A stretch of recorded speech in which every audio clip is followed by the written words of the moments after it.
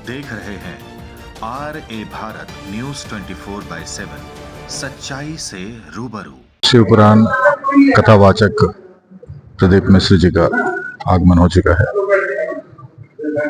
शिवपुराण के विश्व प्रसिद्ध कथाकार हैं और यहाँ इस देवभूमि में जो हमारे देवघर की धरती में, बाबा बैद्यनाथ की धरती में जो यह कथा का आयोजन हो रहा है, यह सिर्फ और सिर्फ माँ सती और बाबा बैद्यनाथ की कृपा से यहाँ इनका हम लोगों को सुनने का मौका मिलेगा। सभी को प्रणाम, क्योंकि आप सब बाबा बैद्यनाथ जी की पवित्र धरा पर विराजमान है, जिस भूमि पर दुनिया का हर व्यक्ति माँ गंगा का जल चढ़ाने के लिए आना चाहता है।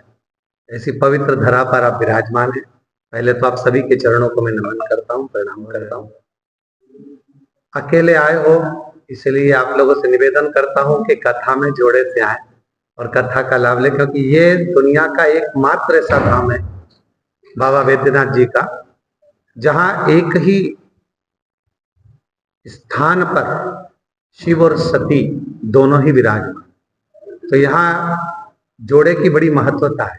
12 ज्योतिर्लिंग का एक क्रम प्रारंभ किया है, जिसमें उज्जैनी महाकाल हुआ, ओमकारेश्वर बाबा का हुआ, काशी विश्वनाथ जी का हुआ, और चौथे नंबर पर ये पवित्र धाम बाबा बैद्यनाथ जी की पवित्र धरा पर ये शिव महापुराण की कथा 14 नवंबर से 20 नवंबर तक होने जाएगी। एक लोटा जल सभी समस्याओं का हल, क्या रहस्य है? देखिए, आपका प्रश्न है एक लोटा जल सारी समस्या का हल। भगवान देवाधिदेव महादेव की आराधना साधना चाहे माँ जगतजननी अम्बा ने करी हो, भगवान श्री राम जी ने करी हो, भगवान श्री कृष्ण जी ने करी हो, या संपूर्ण जगत का मनुष्य करता है, तो उसमें हम देखते हैं कि शिव जी को केवल जल तत्व ही पसंद आता है।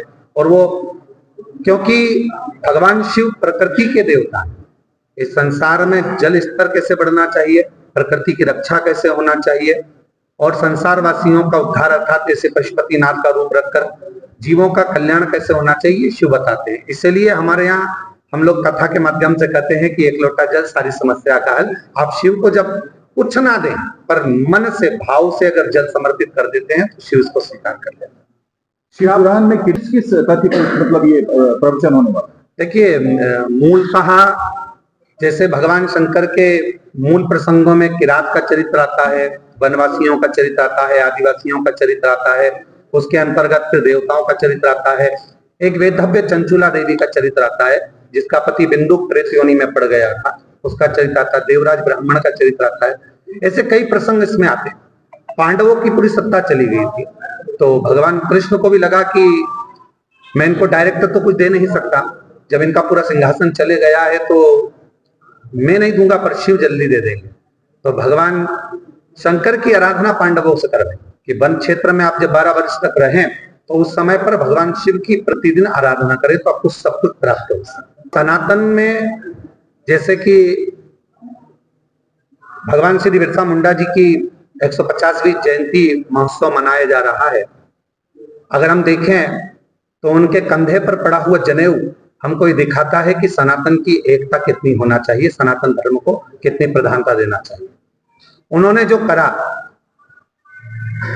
अंग्रेजों से लड़कर वन क्षेत्रों में आदिवासियों की जो भूमि जा रही थी या कहीं किसी रूप से वो धर्मांतरण की ओर जा रहे थे, तो उनको एकजुट करने का प्रयास किया।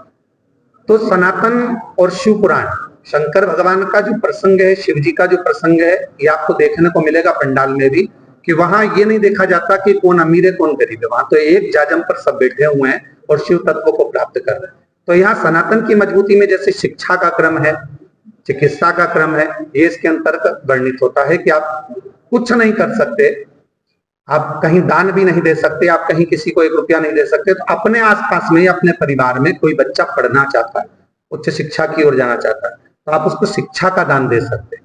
किसी के पास औषधि नहीं है तो उसको आप औषधि का दान दे सकते हैं। ये शिव पुराण बताती है। भाग्यशाली हैं, और आप तो सबसे ज्यादा भाग्यशाली हैं कि बाबा की धरा पर रह रहे हैं। कहीं ना कहीं बाबा के धाम बाबा ही बुलाता है तो ही आना होता है।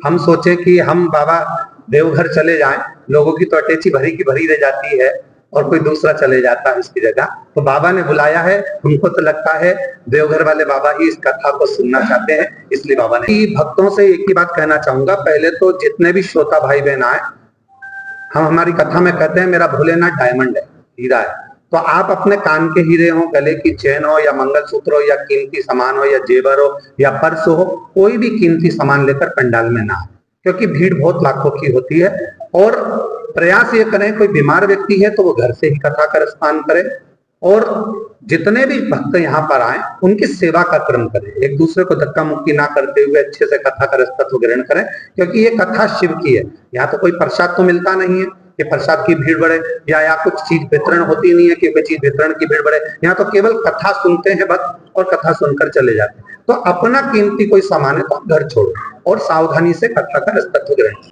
मैं आज के बच्चों को कहना चाहूंगा, कई लोग कहते हैं भगवान शंकर भांग का नशा करते हैं, भगवान शंकर गांजा पीते हैं, उनके फोटो वैसे बना दिए लोगों ने सनातन धर्म को बदनाम करने के लिए। पर शिव महापुराण के 24,000 श्लोक में, या नर्मदा पुराण हो, या कुरुन पुराण हो, विष्णु पुराण हो, स्कंद पुराण हो, भविष्य पुराण हो, किसी भी पुराण में भगवान शंकर का कोई ऐसा स्वरूप नहीं बताया कि भगवान शंकर नशा करते हो।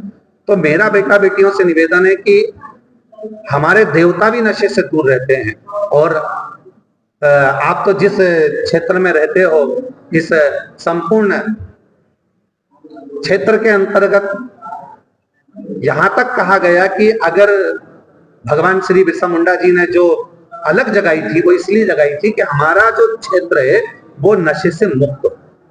इसीलिए मेरा प्रयास भी है, हम लोग व्यासपीठ से भी ये प्रयास करते हैं कि नशा ना करा जाए, नशे से मुक्त रहे। पर बच्चों से प्रेरणा, बच्चों से निवेदन करूंगा कि अगर नशा ही करना है तो अपने माता पिता के चरणारविंद की सेवा का करो, एकजुट रहने का करो, और अपने सनातन को मजबूत करने का करो। भगवान तो हर एक के अंदर विराजमान है। मंदिर में तो केवल हम कहते हैं कि गाय के प्रत्येक नस नस में दूध होता है, पर गाय का दूध निकलने का स्थान गाय का थन होता है। उसी तरह भगवान तो कण कण में है, हर एक में विराजमान है, पर उसका जैसे दूध निकलने का स्थान उसकी आंख से नहीं निकलेगा, नाक से नहीं निकलेगा, निकलेगा तो थन से। उसी तरह मंदिर हम इसलिए जाते हैं कि भगवान हमको वहां प्राप्त हो सकता है, बाकी के है तो सबके अंदर ही। अभी वर्तमान की स्थिति में जो दिल्ली में घटना घटी है, उस घटना ने वास्तव में बहुत सारे प्रश्न खड़े करे कि इतनी सिक्योरिटी होने के बाद भी, इतनी सुरक्षा होने के बाद भी अगर ये घटना घटी है तो कैसे घट गई। बहुत सारे ऐसे प्रश्न सामने आते हैं, पर कुछ अपने ही होते हैं जो घात कर कर जाते हैं।